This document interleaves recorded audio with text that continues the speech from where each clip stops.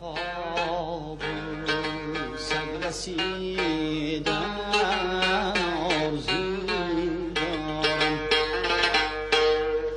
دو بیت از لعل جان بخشد شنیدن آرزو دارم. میانی دل نشینی همچو شمع من چو پروانه، تو را یک دم بگیردی سر پریدن آرزو دارم. گلستانی سر تا پایتی غارتگری دلها، گلی وصل از این زار چیدن آرزو دارم.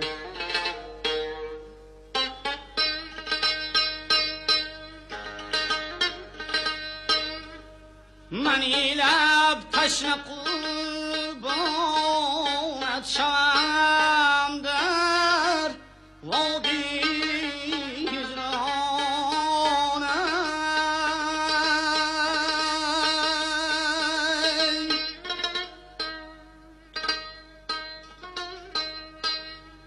زی تیغت شربتی آب چشیدن آرزو دارم.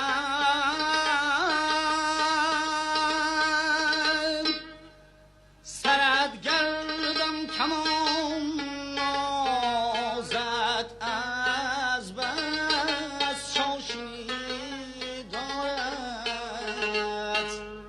لبی لعلی تو را هر دم مکیدن آرزو دارم. لبی لعلی تو را هر دم مکیدن آرزو دارم.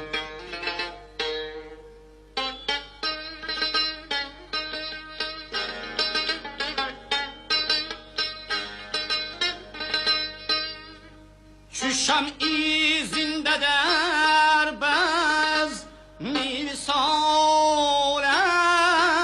تا سحر سوزانم.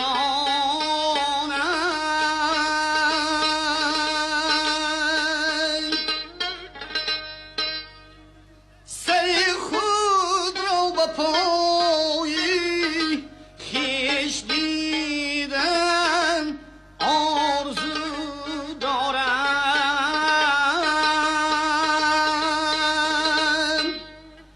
تو را گفتم دیگر قصاب یک شب در سری کویش